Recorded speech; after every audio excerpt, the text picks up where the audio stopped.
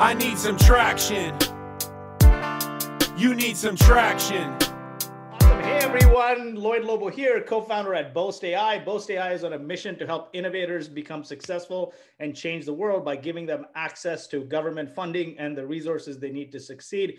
Today's webinar is brought to you by Boast AI, Launch Academy in partnership with Founder Institute, Lazaridis Institute, BCF Ventures, and Growth Blazers. If you have any questions, feel free to use the Q&A tab and we'll take them at the end. Otherwise, feel free to introduce yourself. Introduce to all, not just panelists, introduce to all panelists and attendees, where you're from, what you're looking to get out of this session. I am super excited for this. Dan is one of the most respected product people I know in the Bay Area, on the planet, pretty much. He's been a regular speaker at Traction. He's been a good friend and comes with a lot of experience. Google, Facebook, Amazon, Uber, Box, Walmart. He also wrote the bestseller, The Lean Product Playbook, How to Build Products for High Growth. The year before last, the last event before the pandemic, Dan ran our product summit at Traction, and we had some of the best speakers and content there. So Dan, lots of love for you, man. Looking forward to meeting in person one of these days, but without further ado, take it away. Real pleasure to be here today. I want to talk a little bit about product strategy. And I know you guys will definitely leave time for plenty of Q&A at the end. So I'll just share some advice and then we can talk about strategy. Basically, I start out with a technical background and then shifted into the business world. I went to business school at Stanford. I live here in Silicon Valley. I've been out here ever since I was out here for grad school. When I was trying to figure out what to do after grad school, I learned about this career called product management, and it sounded great, and I'd never done it. So I asked people, where's the best place to learn? So I started my product management career at Intuit. I was very fortunate. I learned a lot. Much of the advice I'm sharing with you, the foundations of it came from my beginnings at Intuit. After Intuit, I went to some startups. I co-founded a startup. What I do these days is I do product training and consulting, like basically, sharing best practices and advice like today. I also believe in product community. That's part of why I love all the Traction events are always so much fun, just to get together with community and share notes and meet people. I have my own community called Lean Product Meetup. We have over 10,000 members. I can tell you a little bit more about it later. But yeah, Lloyd already mentioned some of the companies I've helped out. And actually here, I found this photo of me at Traction Conference back in 2016. It was my first time there. Really enjoyed it and was fortunate to have been back a few more times. And as Lloyd said, the last time we had it in person, to kind of coordinate the product summit track, which was a lot of fun. So I know we probably have a mix of people on the call today. We probably have some entrepreneurs, some marketers, some product managers, some engineers, people from maybe some designers from different disciplines. I'm guessing we do have a lot of product managers. So shout out to the product managers. Since it's so rare to have so many product managers together, I always like to start off with a little bit of a product management secret that not everybody knows necessarily. Only a small group of product managers know this, and that's the product manager's motto. And the product manager's motto, it's a bit like Spider-Man's motto. So I need some help. So I know people can't talk because they're muted with the webinar, but I need some chat help. Can somebody help me with what Spider-Man's motto is? I know we have probably some Marvel fans on the call here. Can somebody help me out with what Spider-Man's motto is? With great responsibility comes no power. Yeah. So David got the Spider-Man quote is with great power comes great responsibility. The product manager's quote is a little bit different. With great responsibility comes no power. So unfortunately, we have to influence without authority. No one reports to us. And, being a product manager, it's a hat to be worn. For those of you that are co-founders that don't have an explicit product manager, one of you is wearing that hat. It's a hat that needs to be worn. It's a responsibility that needs to be done. And one of the main responsibility of a product manager is to achieve product market fit, right? And product market fit is a term that got very popular with the lean startup movement. It wasn't really super well defined. And that's kind of what led me to write my book, The Lean Product Playbook, is after working with so many different product teams, I kind of saw a meta pattern of what has to be there for product market fit. So I wanted to share the product market fit pyramid real quick to put this strategy talk in context, and then we'll dive headfirst into strategy. So the product market fit pyramid, it's a 5-layer pyramid. And the way to think about it is each of the layers is one of the key hypotheses that you need to get right enough in order to achieve product market fit. So the foundation of the pyramid, everything starts at the bottom with the target customer. Whose life are we trying to make better? Who are we trying to create value for, right? And the idea is like a real pyramid, each layer builds on the layers beneath it. So the next layer up from target customer is underserved needs. For that customer who we're trying to create value for, what are their underserved needs? And we want to focus on needs. We're going to talk about this some more. Needs instead of features or solutions. Far too often people start jumping to features and solutions before really thinking about the customer problem. And then you'll notice the word underserved there. We want to kind of have a sense of, well, is this a well-served need? Are people happy with how it's getting met today? If so, that's probably not the best opportunity. You want to find places where it's something that's really important, but they're not happy with it, right? So these two layers together, these are the market layers. Together, they form the market. And if you look in an economics or marketing textbook, it'll tell you a market is a group of people that share a set of common needs, right? And you don't actually control them in the sense that, making their decisions for them. They get to make their decisions. You can target which market you want to go after, and you hope, and you're trying to convince them to buy your product. But what you control are actually the three product layers. The way I like to express the three product layers is your value proposition. Now, in an ideal world, this would build directly on the underserved needs, right? But we don't know yet. So there's a gap here, right? Your value proposition is, okay, what are we going to actually promise to customers? Hey, our product does this for you. It solves this problem for you. And how are we going to do that in a way that's better than the competition? The next layer up from that is feature set or functionality, right? And this is where the concept of MVP comes in, minimum viable product. We don't want to overscope or overbuild until we confirm that we're heading in the right direction, right? The way to think about this is your customer uses your feature set to enjoy the benefits that are in your value proposition. And then the final layer of the pyramid, the last product layer, is user experience, right? The way to think about this is the user uses the user experience to take advantage of the functionality to get the benefits in your value proposition, right? So again, these are the 5 key hypotheses you need to get right enough in order to have product market fit, which is just, okay, we're targeting this market and we're making these decisions and assumptions up here in these 3 product layers. How well is that resonating with the target market, right? And you don't have to get these perfect, but if any one of these 5 layers is significantly off, it's going to prevent you from achieving product market fit. So where does product strategy live? Product strategy lives firmly in this value proposition layer. It's like, what benefits are we going to provide? And how are we going to do so in a way that's better than the competition, right? So I'm going to focus on the other talks. I talk about different slices of the pyramid. I'm going to focus solely on the value prop one here to get really clear on it. So I'd love, we're going to talk about product strategy. If people want to chat, if anybody wants to chime in with when they hear product strategy, what things come to mind? What does it make you think of when somebody says product strategy? So Allison said how to achieve objectives. That's great. Thanks so much, Allison. Michaela says, what makes our product unique among competing product? Definitely. Iraj says, how can we make their life easier? Arun says, how we're going to implement product vision. Yep. Ronnie says, what will our product be used for in 5 years' time? That's an important aspect of it, right? We're going to talk about that in a sec. All right, cool. People talking about monetization and channels. Michaela also says what our long-term goals. So we got another long-term thing. Someone's dropping PLG, product-led growth. All right, it's another popular buzzword these days. That's good. What problems to solve and how to sell it. Excellent, cool. So we got a lot of great thoughts here. I'm going to share you mine. At a high level, it's basically your plan for how you're going to win in the market, right? That's basically what it is. It should be informed by competitive analysis, right? As people were saying, how are we going to be better than the competition? And we need to focus on that. And then this is a really important point that a couple of people touched on.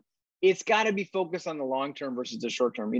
So often we are just sucked into the day-to-day grind, right? Got to get this, user story written, got to build this design code, design this, build this, hit this meeting, hit this customer call, right? We are so short-term focused, maybe thinking about one day ahead, maybe a few days ahead. If you're lucky, like you're thinking about this whole sprint, a 2-week sprint. It's very rare to be able to pull your head up and look farther along. And the way I like to think about it, I'm kind of a physics nerd at heart, is like this black hole, like the gravitational pull of the short term. It's so strong that if you let it, it will consume all of your time, right? And so in some companies, it may feel like a luxury to be able to pull your head up and go, okay, let me try to think 1 month, 1 quarter, 6 months ahead, because, the day-to-day is going to take care of itself. So that long-term or short-term, that's a key difference between being strategic and being tactical. And so I think that's really important. My favorite definition of product strategy is saying no. That's my favorite definition of strategy, is it means saying no, right? And I like to refer to this Steve Jobs quote where it comes from, basically, where Steve said, people think focus means saying yes to the thing you've got to focus on. But that's not what it means at all. It means saying no to the 100 other good ideas that there are. Innovation is saying no to 1,000 things. And so I like to paraphrase that by saying strategy means saying no. And what I like is that he's not saying those other ideas are dumb or bad. He's actually saying they're good ideas, right? So he's saying you got to say no to even good ideas. And I like to pick on our friends in enterprise sales. Not everyone's like this, of course, but if we have an enterprise sales people on here, hopefully you can laugh along with us. Enterprise sales goes out, calls on, a big customer, prospective customer, Google, and Google goes, hey, is your new product going to have feature A? What does the enterprise salesperson say? Almost always, oh, yeah. Sign the $5 million contract. Yeah. Hey guys, we got Google, we got to build feature A, right? The next enterprise salesperson goes and calls on IBM. IBM goes, hey, is your product going to have feature B? What does the salesperson say, right? They're going to say, yeah. They have an incentive to say yes, right? But that's not being strategic. If you're just saying yes to all requests, then you're not really being strategic. And if no seems a little harsh, then what you can think about is not now, right? Not within this sprint, not within this quarter, right? Not within this planning horizon that we're talking about. And the last kind of harshest definition of strategy is something that's not easily reversed, right? If you make a decision and then the next day or the next week, you can flip-flop and change your mind, I would argue that wasn't a strategic decision, right? Like when you sail to a new continent and you burn the boats so that people can't sail back and they stop worrying about sailing back and thinking about sailing back, that's a strategic decision. That's an irreversible decision, right? So that's when I think about product strategy, how I think about it. And I think the top probably 2 reasons more companies don't have a clear product strategy. And by the way, I think like less than 10% of product teams or companies have a very clearly articulated product strategy. It's 2 things. One is it's the focus on the short term. That gravitational pull of the short term just prevents people from ever lifting their head up and explicitly thinking about strategy. And the second main reason is if you're able to pull your head up is they don't have a good framework or process for doing it. And so that's what I share with you today is a framework that's really easy to follow so that you can go back after this webinar and work on your product strategy with your teams. And an important part of that we talked about a little bit is focusing on customer benefits or needs. And when we're talking about customer benefits, an important concept is the idea of problem space versus solution space. Now, I've been lecturing and talking about this topic publicly since 2007. So I'm really excited you hear people talking about the problem space more and more out there. But let me define what they are, right? So problem space is basically a customer problem, need, or benefit that the product should address. Let's say, for example, I thought it was too hard to share photos with your friends, and I wanted to make it easier to share photos with your friends. That statement, make it easier to share photos with your friends, that's in the problem space, right? There's no solution yet. I haven't said how I'm going to solve that problem. I'm just getting really clear on the customer problem that I want to solve. And I'm guessing a lot of you here are familiar with the Agile user story template. As a blank, I want a blank so I can blank, right? As a type of user, I want to be able to do this so I can enjoy this benefit. That so I can is really the essence of the problem space, right? That's the essence of why is this going to be valuable to the customer. So that's problem space. In contrast, solution space is a specific implementation or design to address the customer need. If I said, hey, I want to make it easier for people to share photos with their friends, that's problem space. If the very next thing I said was, oh yeah, and by the way, last week I launched an app that makes it easy to share photos with your friends, that app would be in the solution space. Or if I hadn't built the app yet, but my friend Joe was a really good designer and Joe gave me a set of mockups for that app, that set of mockups would be in the solution space, right? And so that's the difference. The solution space is how we're actually going to solve the problem, the design or implementation. The problem is what's the customer problem. And what happens is far too often people go rushing into solution space and starting thinking and designing and building features or solutions before they think about what the real problem is, right? And the essence of product strategy has to be grounded in customer problems and benefits, not solutions. Far too often you see people chasing competitors, which is feature checklists, right? It's like, oh my gosh, they've got a checklist check box that we don't have. We got to go copy them. We got to fill all the check boxes. That kind of competition is usually happening in the solution space. And it's really not, if you think about it, it's not really strategic. You're just playing copycat. And you're assuming that they knew what they were doing when they built that feature, which is often not the case. And so, and I understand why people start off with solutions a lot. We live in the solution space, right? We live in the real world. We live in the solution space. Developers have to ship code, ship product in the solution space. Designers have to design mockups in the solution space, right? So it makes sense that solution space would be the default mode of thinking. But good product teams kind of build this mental muscle over time and they realize, hey, I can separate problem space and solution space, right? And this happens all the time. Someone will be on a feature team and they'll brainstorm some solution. Hey, I think we should build, a configurator that does this. That's what I call solution pollution. It happens all the time. And it's okay, it's going to happen. What you want to do is when somebody proposes a solution is get them to bridge back to explicitly think about what the problem was. They might have thought about it subconsciously without realizing it, or maybe they didn't. Is you just ask why. Oh, okay, cool. You want to add a dropdown? You think we should add a dropdown? Why would that be valuable to a customer? Let's say we had an e-commerce site and it's like, oh, let's do a dropdown. What's the dropdown for? Well, it's so that they can pick their shipping address. Okay, great. Well, maybe a dropdown is the best way. Maybe not. Once we're clear on the problem, we can explore and consider different solutions. Now, the way this usually looks in a product team is on Jira or Trello, you've got tickets like this. Add a dropdown that does this. Build a wizard that does this. Add an API call that does this, right? Add a menu, create a setting screen, add a database. So are these problems or solutions, right? They're solutions. And this happens all the time. It's so funny. Back on that user story template, usually when I do this in a live audience, like over 95% of people raise their hand and say, yeah, I know the user story template as a blank, I want a blank so I can blank. But for some reason, when that Jira ticket opens up, that blank Jira ticket's there, they get amnesia and that goes out the window and they just put in what they want engineering to build, right? So this happens all the time. And the good thing is, Jira lets you have both. It's not an either or. You can have a proper user story and then it has subtasks where you can call out, what needs to get built. So the message here is not, hey, never specify what needs to get built. Obviously, at some point, we've got to specify, what do you want me to actually build? What feature do you want me to build? What's the UX going to be? That's got to be specified. But the point is, let's get clear on the problem first, right? So we can separate problem space and solution space. I'm going to use an example from Intuit that I'm guessing a lot of people in the States and Canada are familiar with. I used to work at Intuit. One of our big products is TurboTax, right? It helps in the United States. Everyone's got to do their taxes, has to prepare their taxes, income taxes once a year. It's a pain. TurboTax is the leading solution to do that. So it's a software app. So it's in the solution space, right? It competes with another software app in the solution space called TaxCut, right? And normally when you're building a new product or a new feature, you want to start in the problem space and then brainstorm solution space, but you can also reverse map back, right? So I need some help here. I know May 17th was the tax deadline in the United States. Hopefully we have a lot of people from the States here. Anybody that used TurboTax in the last year or so, why is it valuable to you? Let's explore the problem space for TurboTax. Why was it valuable to you as a customer? Damon says easy to use. Jeb says maximize COVID benefits. Great, maximize benefits. Vin says information from my previous years. Excellent. E-filing. I'm going to use this hack real quick, right? E-filing, it's a great answer. Is it a solution or is it a problem? It's a solution. That's fine. So what I would say is, hey, why is that valuable to you as a customer? And we would eventually get to the point of them saying, well, actually, when I have to print it and mail it, it takes like several hours and I have to go to the post office. It takes an hour because I got to print it out, go to the post office, stand in line. But with e-filing, I can file in seconds, right? So it ends up laddering up to saving time. Somebody else says simplify. Akeen says affordable. Ahmad says peace of mind. TK mentions faster than completing for, so again, a speed benefit. Timothy is mentioning low cost. James is saying saves me time. So we're hearing some common patterns of saving time and saving money kind of a thing, right? Allison says allows me to understand complex tax regulations. Seth also says tax code is complex. Anders says convenience and it's guided, right? So yeah, those are all great kind of problem space statements. And at a high level, we want to get detailed when we're doing the problem space. We want to do what I call peeling the onion, get very detailed like people were. It's also helpful just to know what's the overall market opportunity, what's the overall onion that we're talking about. So the overall market opportunity would be something like it helps me prepare my taxes, helps me do my taxes. And if we were on the TurboTax team, we'd want to start in the problem space with that high level vision.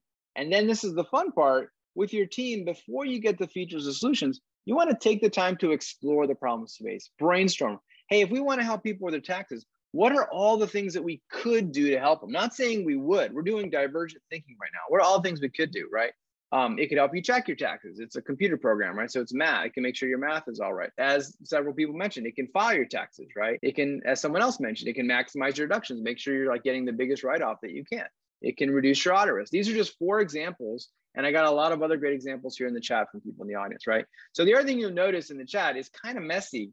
People are giving me all kinds of different answers. They're using different terminology. And even when 2 people were talking about it saving them money or being lower costs or using slightly different words. So the problem space can be a little messy, but you will find that if you kind of write down the benefits you're hearing from people and you kind of clean up the list and kind of dedupe it, you'll find that there's often a little bit of structure that's there. And so that's what I call a problem space definition. And I want to show this. We may start out with some benefits that come out of our customer discovery interviews, like help me prepare my taxes, reduce my audit risk, and check my return, right? These would be specific atomic benefits that someone might tell us they like. And if I use that same why trick, the 5 whys thing, and I go, well, can you tell me why that's valuable? Like I did with the e-filing, right? Why is that valuable? We might find that while these all sound distinct at the atomic level, they eventually kind of go up to the same overall benefit. And you can envision it as the customer's on a ladder. The first answer they give you is like at the bottom rung of the ladder. And each time you ask why, you're getting them to kind of go up one step the ladder to get at what's the overall benefit. So these may all be on the same benefit ladder of empowerment or confidence. And the way that goes is, the story might go as well, before TurboTax, I had to do my taxes. I was doing them by hand. I don't know the tax code. It's complicated, like several people said. I'm not good with math, but I got to do my taxes. So it's very stressful and I'm really anxious and nervous when I do it. And then I submit it and I send it in and I'm sure it's wrong and they're probably going to come find me. But then a friend recommended TurboTax and it held my hand and guided me through. And next thing you know, I'm done with my taxes. I feel a lot more confident and empowered, right? That would be how that benefit ladder was all about. There could be a completely different benefit ladder, which several people touched on, about saving you time. whether it's saving you time preparing it. Hey, when I did it by hand, it took me 4 days, but now with TurboTax, it takes me 4 hours. Or filing, as somebody mentioned, it's a lot faster to just e-file. And there could be a third benefit ladder around saving money. Several people mentioned this, right? Whether it's saving you money by reducing your tax bill, or whether it's like saving money compared to a CPA, right? So this is an example of a problem-based definition. And I just want to show you one for TurboTax, right? The power of this is at the end of the day, most ideas people come up with are going to come back to one of these three benefits. And we haven't said which of these we're going to do yet, but it helps us understand what we could do to help people within this market opportunity. The last thing I'll say here is you'll notice that you may have noticed they all kind of follow a simple template here. They all start with a verb, an action word: help, reduce, check. That's powerful because it makes you basically realize, get clear on what's the product doing to actually create value for the customer. Far too often, it's easy to say security, scalability, reliability. And those are okay, but those one-word nouns like that aren't as clear about like what's it going to do for the customer, how it's going to create value for them. The other thing is you'll notice whose perspective are they written from? Are they written from the company's perspective or the product or technology's perspective? No, they're written from the customer's perspective, right? Help me, reduce my, check my, save me, right? And so that's a good tip to kind of ground you in the problem space is write it from the customer's perspective and make sure you start your problem space statements with a verb like that, and it'll be very helpful. Now, again, we want to go through and identify which of these are the best ones to address for people, for our users. And one of the things we need to do is, as we said, is compare it to the competition, right? And see how what's our plan for being better than the competition on how good a job we're doing delivering on the benefits that we pick for our product strategy. And before I moved out here to Silicon Valley, I mentioned I had an engineering background. I got a master's in industrial engineering. And in that program, I studied lean manufacturing and I studied like quality, from the automobile factory days. There was a big movement kind of in the 80s about quality. And one of the frameworks I learned there was the Kano model. And I actually took this and I like to apply this to product strategy. So let me share with you the model, and then I'll share how we're going to apply it to get really clear on our product strategy. So the Kano model also talks about customer needs. The x-axis here is for any given need that we're talking about: save time, save money, make me feel confident. How fully does the customer say the product meets the need? On the left-hand side, it says need not met. You can think about as 0% meets the need, going all the way up to the right side here, 100% meets the need, right? So if we said to you, hey, on a scale of 0 to 100%, how much does TurboTax save the need of saving you time on your taxes? You could say, hey, it's 80% or 90%, right? So each need is going to have its own score. And then on the y-axis is how satisfied or dissatisfied is the user as a result of how much the product meets the need. And that's the idea. Now, if this seems a little complicated, don't worry about it. The cool thing is about the Kano model is there's 3 categories of needs. And all we're going to really do is after we brainstorm our problem space is categorize them into one of these 3 categories. The first category, and easiest to get your head around, is a performance benefit or feature. Now, the way to read this is going from left to right. As a product meets the need more, then more customer satisfaction is created, right? So the farther you go to the right, the more we go up. And if you go to the left, the less the product meets the need, the lower the performance, the lower the satisfaction, right? So more is better, less is worse. If we were in the microprocessor chip business and everyone else's microprocessor was 2 gigahertz and ours was 3 gigahertz, we'd be outperforming everybody by 1 gigahertz, right? Let's say I was shopping for a new car and I go into the showroom and I see 2 cars and I like the way they look about the same. And I look at the spec sheets on the window and the specs seem about the same. So far, the 2 cars are pretty comparable, pretty much even. But then all of a sudden I realize, hey, this car has twice the miles per gallon, right? Twice the fuel efficiency as the other car. Well, all other things being equal, I would pick the car with the higher fuel efficiency because for most people, that's a performance benefit or feature, right? So more is better, less is worse. The second category is must-have benefits or features. Now, the best way to read this is to start actually on the right and say, okay, if the product 100% meets the must-have need, how do customers feel? Well, they're not jumping up and down. They're not up here in high satisfaction. They're just like neutral, like, yeah, okay, that's fine. But as we go to the left, as the product fails to meet the need more and more, that's where customers get increasingly dissatisfied and unhappy, right? That's the definition of a must-have. I know must-have is a term that can get thrown around loosely by stakeholders and say, we must have this feature. But this is the Kano model definition, that customers respond this way. They expect you to have it in your product. If you don't have it, they're unhappy, basically, right? So that's the second category. Let's say, again, I was shopping for cars. I go into the showroom. I see this car, and it just looks amazing. Oh my gosh, this is my dream car. And then I look at the specs on the window and the specs look awesome, right? The engine horsepower, the torque, the auto braking, all this stuff looks amazing. But then I poke my head inside the car and I realize, hey, wait a minute. this car doesn't have any seatbelts. I wouldn't buy the car. I'd be afraid of dying or getting hurt if I drove the car, right? So seatbelts are a must-have when you're buying a car. But if car A has 5 seatbelts and car B has 100 seatbelts, I don't say car B is 20 times better than car A. Once you have 1 seatbelt per person, you checked off the must-have. You're not going to make anybody happy. And so one of the mistakes you want to avoid is you can't compete and win on must-haves. You just have to have the must-have. So don't try to be like, hey, our MVP is all must-haves. Our product is all must-haves. It's not going to create any positive customer excitement or value. All right, so we got performance, must-have. The third category is delighters. Delighter benefits or wow features, also called wow features. The way to read this is, hey, if the product doesn't do this, doesn't have the delighter benefit or feature, it doesn't cause a problem because people weren't expecting it to be there. But by having a delighter benefit or a wow feature, it can really create a lot of positive customer value. The example, sticking with cars here, a good example here would be not today, but if you go in hot tub time machine back to when the first cars came out with GPS navigation, it was a delighter. Let's talk about solution problem. My GPS navigation solution. What problem did GPS navigation solve? Somebody want to chat in there? What problem is solved for people? Getting lost. Yeah. Avoid getting lost, Michaela. That's a good one. Yeah. ETA. Yeah.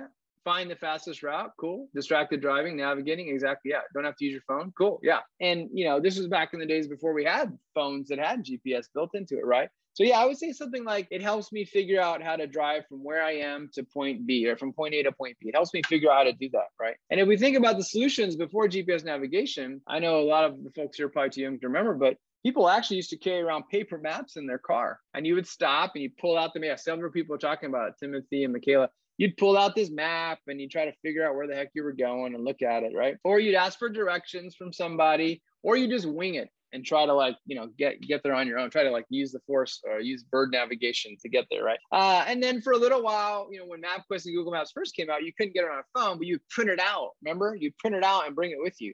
That was better than having to look at some big paper map. And then eventually we get GPS navigation. And with GPS navigation, the first cars put in the address of where you're going, and it just fundamentally changed how you got from point A to point B. It was a disruptive innovation, right? It was a delighter. But what happened over time? More and more cars got GPS navigation. TomTom and Garmin came out with their add-on units. And now we just all navigate with our phone. That's the other thing, is the problems don't change anywhere as quickly as the solutions, right? The need to be able to figure out how to drive from point A to point B, that's been around. And so you've got paper maps, then MapQuest and Google Maps. And then now we all just use our phone, right? Printing it out, right? So there's different solutions that come and go. And that just shows you that, this is not a static picture. It's a dynamic picture where these needs and features migrate over time, so that yesterday's delighters become today's performance features, become tomorrow's must-haves. And the pace with which that happens just depends on the level of innovation and competition in your space. So why am I telling you all this? The cool thing is you don't really know all the details of the Kano model. All you need to know is, hey, there are 3 categories of customer benefits. There are must-have, performance, and delighter. And we're going to use that to categorize the benefits and kind of identify how we're going to be better than the competition. Now, the way we do that is we create what I call a product strategy grid. It's a simple table. Step 1 is you list for your product category, for your market category, the onion that you're working on, what are the must-have benefits, 1 per row, what are the performance benefits, 1 per row, and what are the delighter benefits, 1 per row, right? So that's the first step you do. Second step is create a column for each of your key competitors and a column for your product. And here I've shown 2 competitors. You can have 3 or 4. You don't want to have 10. That would be a little overwhelming, but pick your key competitors and list them.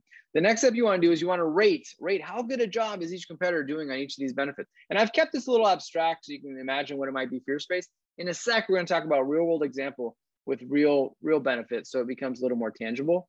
But what you want to do is score the competition. So if we score the competition, we might see something like this. And by the way, honestly, high, medium, low usually works pretty well. You don't need to get super complicated. If you were in the chip business and you wanted to track gigahertz of us versus competition, sure, put in gigahertz. But honestly, high, medium, low works as long as the relative score across a row makes sense. So what is this saying? This is saying, and by the way, yes or no is usually adequate for must-haves and delighters. This is saying both of our competitors have the must-have. Of course they do. Competitor A is high on performance benefit 1. Competitor B is low. So competitor A is the best and is much better. Competitor B is high in performance benefit 2 and much better than competitor A. They're both so-so. Performance benefit 3. Neither one of them is really crushing it there, but they're both so-so. And competitor A has a delighter benefit A. This is the competitive landscape that we want to have in mind before we pick our strategy, right? Because what you're trying to do here is okay, where do we want to play offense? Where do we want to be the best? Where are we going to say no? Remember that Steve Jobs quote, I run this exercise in my workshops all the time. You know, most people, the most disciplined groups will pick 2 highs in that right column when I do the exercise. Usually teams are picking 3 or 4 highs. I've even run it where out of 6 benefits, people picking 5 highs, right? They couldn't make up their mind. So we got to remember Steve Jobs. We got to pick our battle. This is the essence of product strategy here, saying no. What are we going to say no to, right? It may be tempting to say, hi, we're going to win all the things and be the best at all the things. But 1, you don't have the resources to do that. And 2, it would not create a clear positioning in the marketplace, right? So you want to really have tough decisions with your team about where do we want to pick our battles, how are we going to be best. And so given this backdrop, we might go with something like this. Of course, we're going to have the must-have benefit. We're not going to worry too much about performance benefit 1. We're going to be better than competitor B, but we're not going to try to be better than competitor A.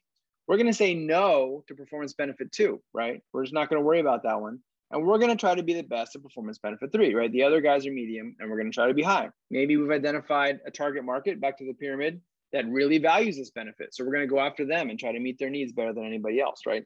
Maybe we have some technology solution ideas as to why we're going to do a better job, you know, meeting that need. And then we have an idea for a delighter. The whole point, the main point of this exercise is to identify and get clear on your hypotheses about what are your unique differentiators. Your unique differentiators are, what's the performance benefit where we're going to be the best, right? That's the aim of this exercise, is where can we be the best, you know, by analyzing the competition. And usually you're just going to have one, right? Almost always, you know, it's a luxury if you can have more than one. You want to get to 1 first, then you can try to work on, you know, number 2 later.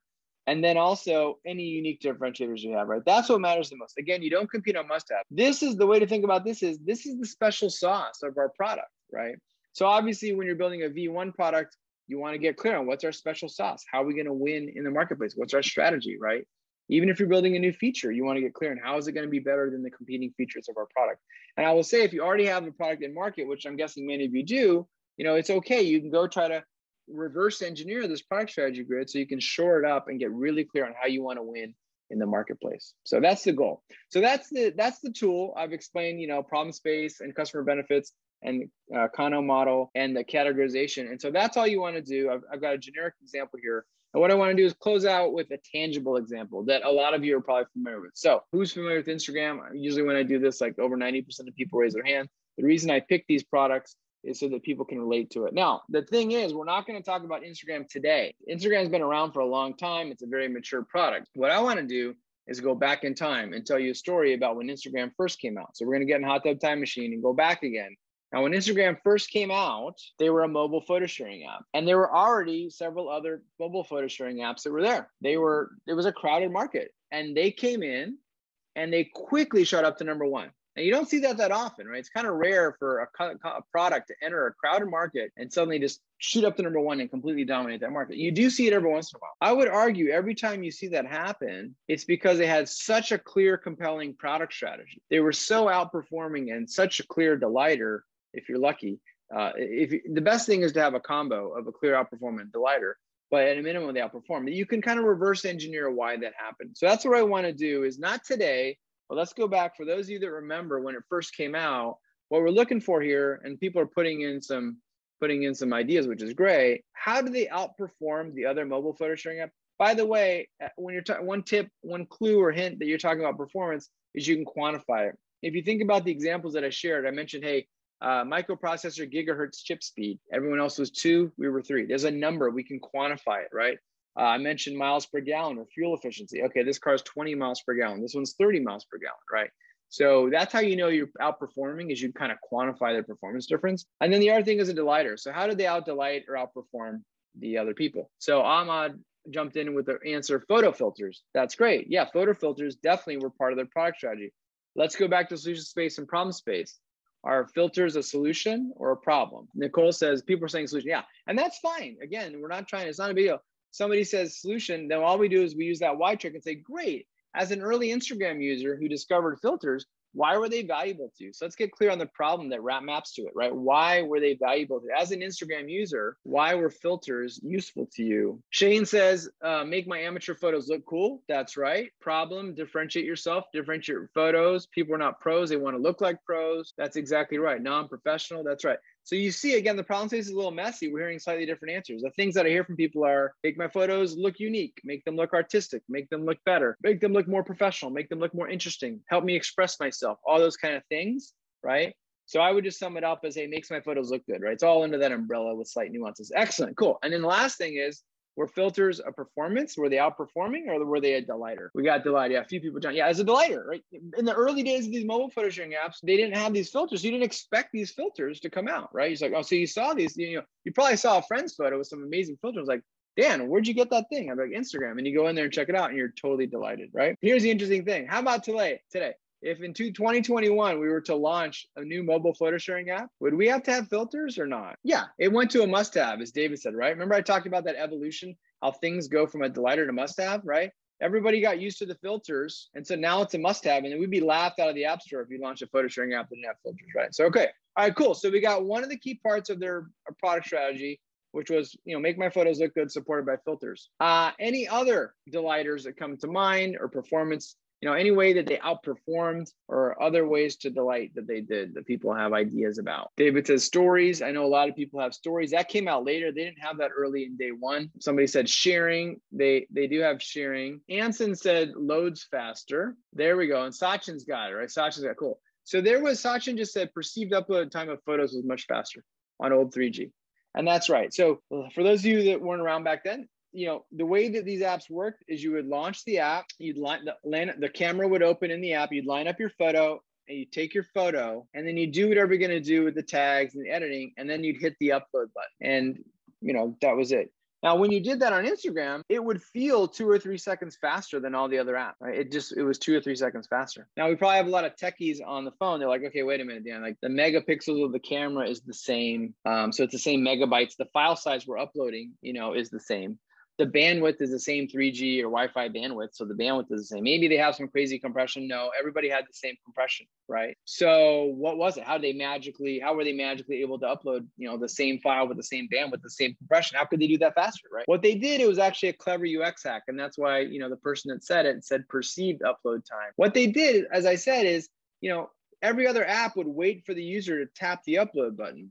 The UX team, it was actually the UX team at Instagram said, you know what, like 90% of the time, people upload the photo. Yeah, every once in a while they don't upload the photo, but most of the time they upload the photo. So let's just upload it the second they take it. Let's start uploading it in the background. We'll still have the upload button there. And so by the time they do whatever they're doing, hit the upload button, like 2 or 3 seconds are going to go by. It's going to seem way faster, right? It's going to seem way faster. So that was an outperform. We can quantify it. Everyone else was taking, 6 or 7 seconds for the upload. And these guys were taking, 4 or 5 seconds, something like that, right? All right, cool. So that's a performance. And then last but not least on the delighter, Akeen is mentioning portrait videos, portrait and avoided horizontal. They actually didn't even let you do portrait, but you're on to something else that they did. They did something else that made your photos look good. We had the filters, which obviously made your photos look good. This was a more subtle way of making your photos look good. Another feature that they did, I'll give people a minute if they want to, we're kind of getting warm with this idea of portrait and landscape stuff. There's another thing that they did that I actually remember the first time I saw it. Yeah, now we're like a square and auto crop, square, right? I remember the first time I launched Instagram, when you take a photo on a phone, your phone's a rectangle. So you can take a tall rectangle photo like this, portrait mode. You can take a wide rectangle photo like this, landscape mode, right? And each of those is going to look great, especially with the filters. There's no problem until you then combine those different photos into a single feed.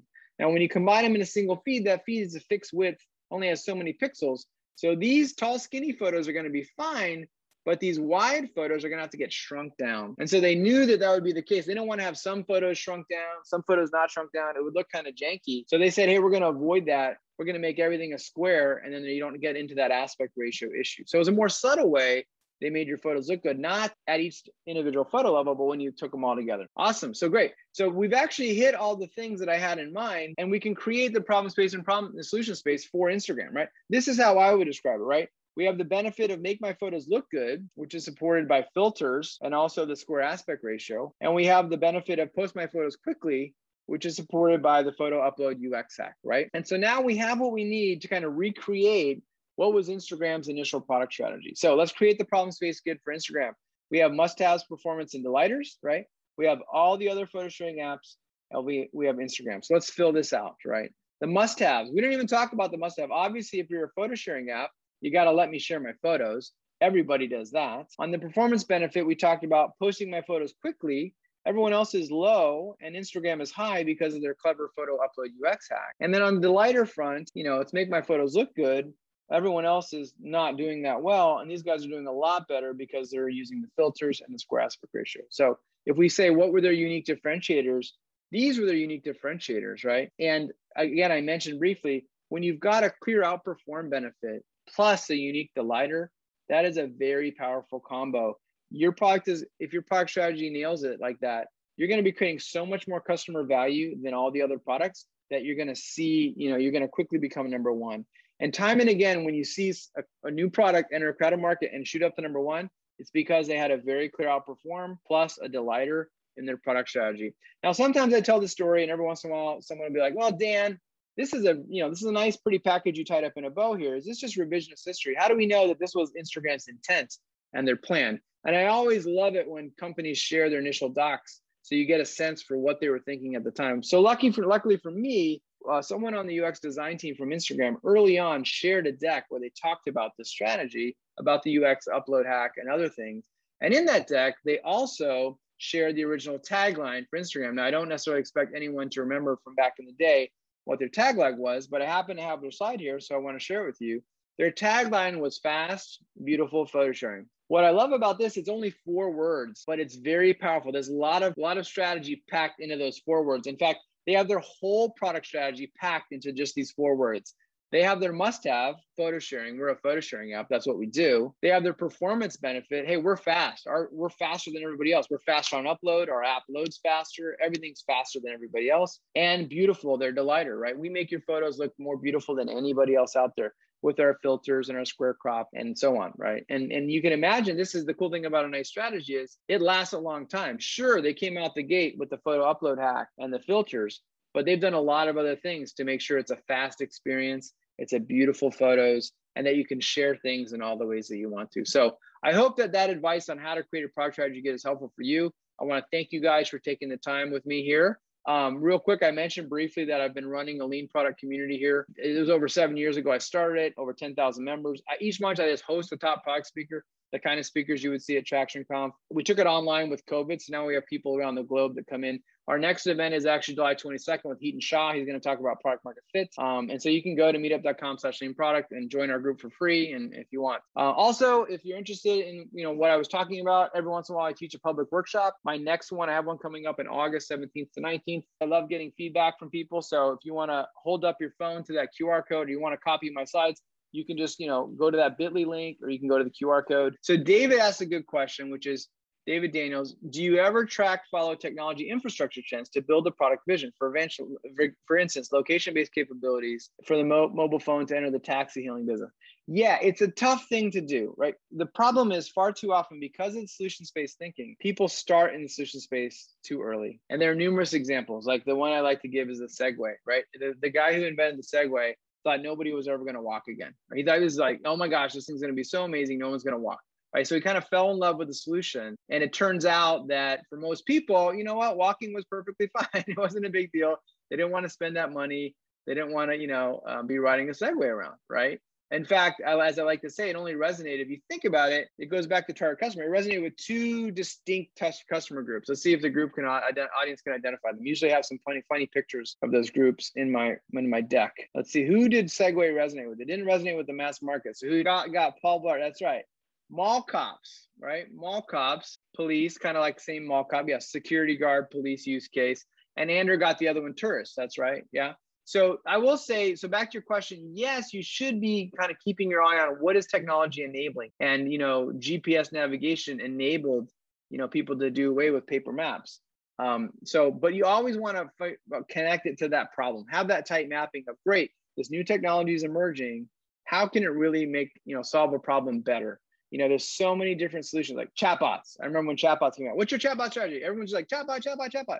No one was talking about what was it actually going to do for people? Why was it going to be beneficial? And the number of companies actually pursuing chatbots, there was a bubble of chatbots and now the bubble has burst, right?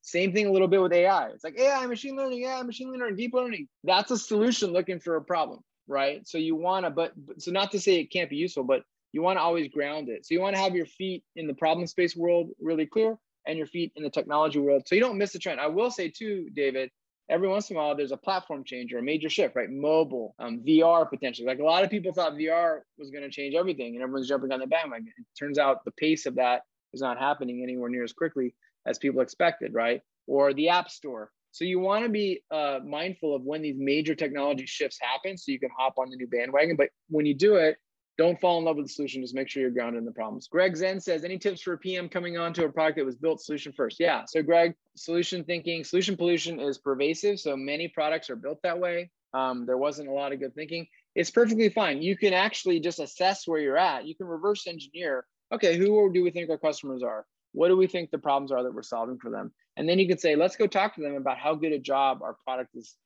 doing solving them for them. And then you can close the gap. One thing I didn't have time to cover today, I mentioned the idea of underserved or well-served needs. I have an importance versus satisfaction framework that I like to use to kind of score, is this a well-served need? Is this an underserved need? So you can totally do like an audit of an existing product using importance and satisfaction to see how good your solutions are doing and close the gaps on the ones that really aren't creating as much customer value. So you can totally kind of retrofit or apply this thinking and methodology after the fact. That's why I said those of you with existing products, even if you didn't have a clear product strategy, you can try to figure out what it should be. What's the closest? What do we think it is? What have we implicitly said it is with what we've done? And are we happy with that? Or do we want to like be deliberate and take it in a different direction? What advice do you have for companies transitioning from services-led, all custom engineering to product-led platforms? That's Scott's question. Yeah, I see this a lot. Some companies start out as consulting companies or services companies. And when you're a new startup, you're kind of chasing, you can fall into the trap of chasing revenue. You have zero revenue.